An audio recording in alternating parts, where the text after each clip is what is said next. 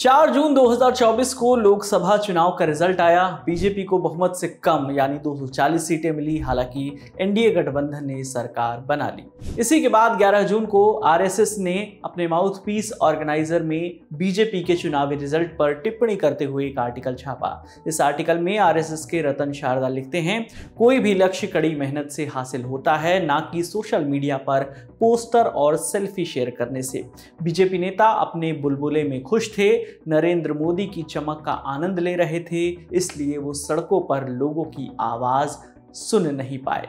एक बयान गाजीपुर से समाजवादी पार्टी के सांसद अफजाल अंसारी का भी आया। उन्होंने कहा कि अगर योगी वाराणसी से पीएम मोदी को जिताने के लिए ना लगते तो पीएम भी अपना चुनाव हार जाते। मोदी का जादू खत्म हो चुका है। आप बताओ, मोदी जहां से चुनाव लड़े बगल में चंदौली नहीं बचा, गाजीपुर नहीं बचा, मछली शहर नहीं बचा, 3 तरफ से बनारस घिरा हुआ है, तीनों सीट हार गए। और मीडिया हमारा कहता था कि मोदी जब लड़ते हैं तो उनकी हवा जो है पूरे पूर्वांचल में और उसके बाद बिहार में और बंगाल तक चली जाती है। लेकिन वो तो अंतिम चरण में योगी आदित्यनाथ ने बनारस में आकर के एकदम खूंटा गाड़ करके इस बात का प्रयास कर दिया और अपने लोगों को तेज किया कि किसी भी सूरत से मोदी जी को जिता देना है। और नहीं, यकीन मानिए, मोदी जी भी चुनाव हार गए होते अगर इतना मजबूती से योगी आदित्यनाथ लड़े। अब ये तो बयान है, लेकिन निष्कर्ष हमेशा दोधारी तलवार होता है। 2024 लोकसभा चुनाव मोदी की गारंटी पर लड़ा गया, लेकिन सबसे बड़े सूबे में सीटें कम हुई तो राजनीति को समझने वालों ने इसके अलग अलग मायने निकाले।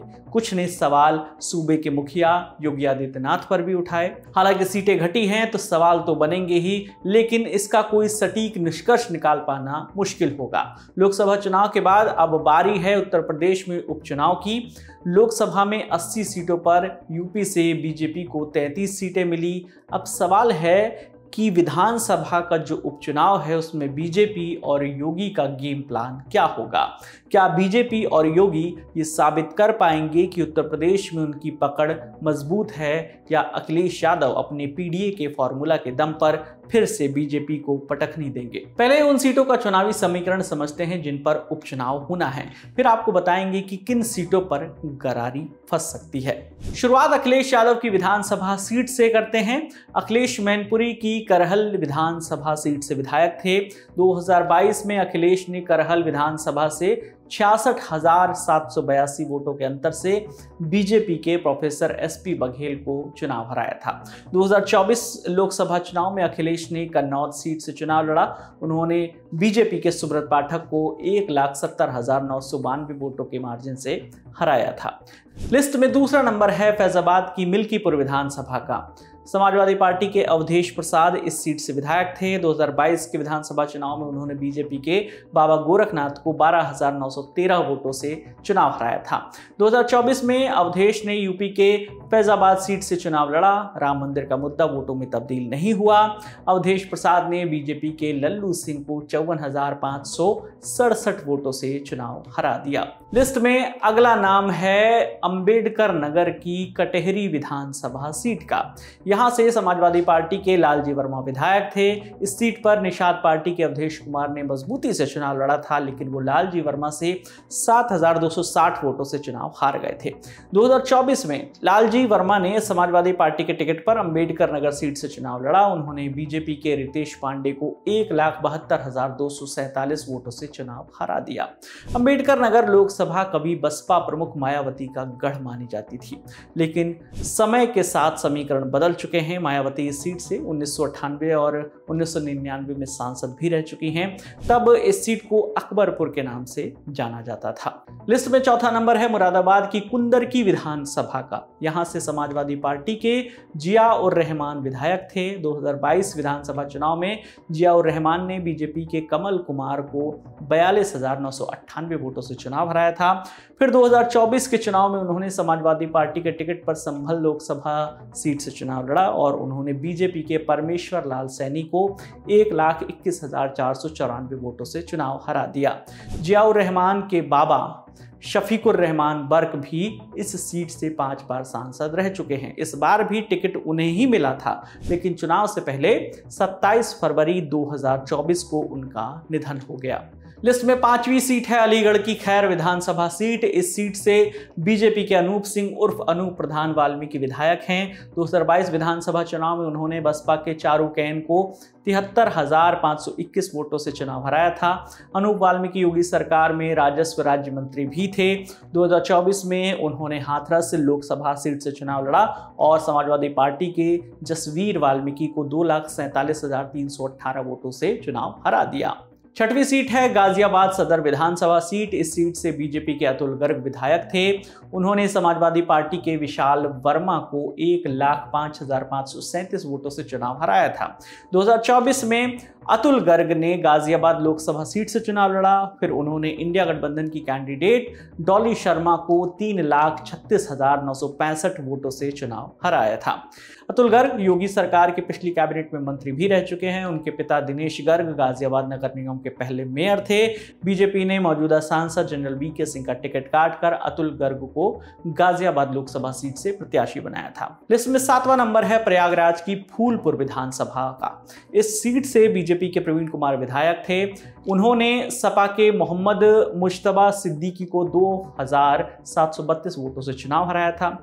2024 में प्रवीण पटेल ने फूलपुर से लोकसभा चुनाव लड़ा। उन्होंने समाजवादी पार्टी के अमरनाथ सिंह मौर्य को 4,332 वोटों से चुनाव हरा दिया। बीजेपी ने यहां से मौजूदा सांसद केसरी देवी पटेल का टिकट काटकर प्रवीण पटेल को टिकट दिया था। प्रवीण पटेल कांग्रेस के पूर्व विधायक महेंद्र प्रताप पटेल के बेटे हैं। प्रवीण की राजनीति की शुरुआत जो है वो बसपा से हुई थी। 2007 में वो बसपा के टिकट पर फूलपुर से चुनाव जीते भी थे। लिस्ट में 8वीं सीट है बिजनौर की मीरापुर विधानसभा। इस सीट से राष्ट्रीय लोकदल यानी आरएलडी के चंदन चौहान विधायक थे। 2022 में उन्होंने बीजेपी के प्रशांत चौधरी को 27,380 वोटों से चुनाव हराया था। 2024 में चंदन चौहान को बीजेपी आरएलडी गठबंधन ने बिजनौर लोकसभा सीट से प्रत्याशी बनाया था। चंदन चौहान ने समाजवादी पार्टी के दीपक को 37,508 वोटों से चुनाव हराया। चंदन चौहान यूपी के पूर्व उप मुख्यमंत्री नारायण सिंह के पोते हैं। उनके पिता संजय चौहान भी बिजनौर से सांसद रह चुके हैं। लिस्ट में 9वीं सीट है मिर्जापुर की मझवा विधानसभा। यहां से निषाद पार्टी के विनोद कुमार बिंद विधायक थे। उन्होंने समाजवादी पार्टी के रोहित शुक्ला को 33,587 वोटों से चुनाव हराया। 2024 के चुनाव में विनोद कुमार बिंद ने बीजेपी के टिकट पर भदोही से चुनाव लड़ा और उन्होंने ऑल इंडिया तृणमूल कांग्रेस के ललितेश पति त्रिपाठी को 44,072 वोटों से चुनाव हरा दिया। ललितेश पति त्रिपाठी जो हैं वो सपा कांग्रेस गठबंधन के प्रत्याशी थे। सपा ने इंडिया गठबंधन के तहत ये सीट जो है वो टीएमसी को दी थी। तो ये हुई कुल उत्तर प्रदेश की 9 विधानसभाएं जिन पर होना है उपचुनाव। इनमें से 4 पर सपा, 3 पर बीजेपी और 1 पर आरएलडी और 1 पर निषाद पार्टी का कब्जा है। अब सवाल है कि ये चुनाव योगी आदित्यनाथ और बीजेपी के लिए कितने जरूरी हैं, हमने जाना सीनियर जर्नलिस्ट योगेश मिश्रा से। योगी के लिए नहीं कह सकते हैं, उपचुनाव तो भारतीय जनता पार्टी के लिए टफ होने वाला है। ये सिर्फ योगी की परीक्षा नहीं होगी, क्योंकि कैंडिडेट योगी जी से पूछ के दिए जाते हैं या नहीं दिए जाते हैं, इस पर निर्भर करेगा योगी जी का रोल क्या होता है। क्या इस उपचुनाव के लिए एक अलग प्रभारी घोषित कर दिया जाएगा या योगी जी को जिम्मेदारी दे दी जाएगी। इन सारी बातों पर निर्भर करता है कि योगी जी के लिए कितनी चुनौती होगी। हाँ, भारतीय जनता पार्टी के लिए चुनौती जरूर है। योगेश मिश्रा लोकसभा और उपचुनाव को लेकर अखिलेश यादव के गेम प्लान के बारे में बताते हैं कि अखिलेश यादव का उम्मीदवारों का चयन जो है वो काबिले तारीफ था। सुनिए। इस बार अखिलेश यादव ने बहुत उम्दा किस्म की राजनीति की है और जितने अच्छे उम्मीदवार उन्होंने दिए थे उतने अच्छे उम्मीदवार उनसे उनके पुराने पॉलिटिकल अनुभव को देखते हुए नहीं कहा जा सकता, तो वो देंगे। और जो 4-5 सीटें छोड़ दीजिए, किसी भी सीट पर ऐसा नहीं था कि उन्होंने भारतीय जनता पार्टी को फंसा न दिया हो। तो अखिलेश यादव इस समय बहुत चतुराई से काम कर रहे हैं। पीडीए उनका एक्टिव है और उसके रिजल्ट भी दिखे हैं। अगर अखिलेश यादव ऐसे गठबंधन में रहते हैं और गठबंधन के तहत कांग्रेस फॉरवर्ड पॉलिटिक्स की ओर थोड़ी आगे बढ़े, यानी 2 कदम बढ़ाए, तो उत्तर प्रदेश में ब्राह्मण इंतजार कर रहा है। ब्राह्मण चला जाएगा और अखिलेश यादव जो एक बड़े वोट बैंक के लिए काम कर रहे हैं, उसका नतीजा विधानसभा में बहुत बेहतर दिखेगा। हमने उनसे यह भी जाना कि उपचुनाव में किन सीटों पर कड़ी टक्कर हो सकती है। जवाब सुनिए। 9 सीटों पर उपचुनाव है। 4 सीटें जो सपा के पास हैं, वो 4 सीटें तो बीजेपी ले पाएगी, बहुत मुश्किल है, क्योंकि समाजवादी पार्टी ने अपनी जिन सीटों पर विधायक को सांसद का चुनाव लड़ाया, वहां से जीत हासिल की है। एक फूलपुर सीट है जहां प्रवीण पटेल जीते हैं। फूलपुर सीट पर इतना कम मार्जिन है कि अखिलेश यादव का करिश्मा काम कर सकता है।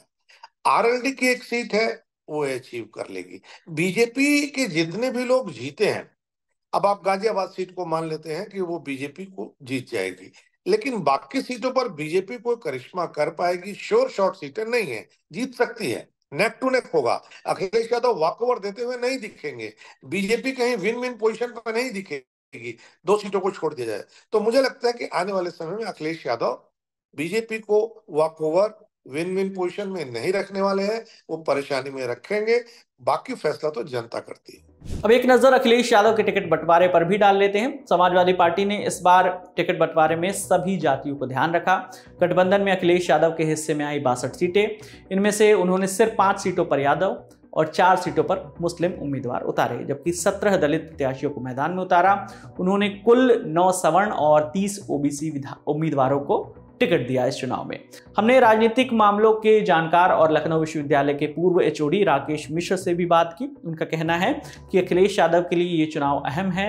उपचुनाव ये तय करेंगे कि अखिलेश का पीडीए फॉर्मूला कितना कारगर है। तुरंत बाद हो रहे इन उपचुनावों का राजनीतिक दृष्टि से बड़ा महत्व है, क्योंकि एक प्रकार से एक छोटा रेफरेंडम फिर होने जा रहा है और इसमें समाजवादी पार्टी और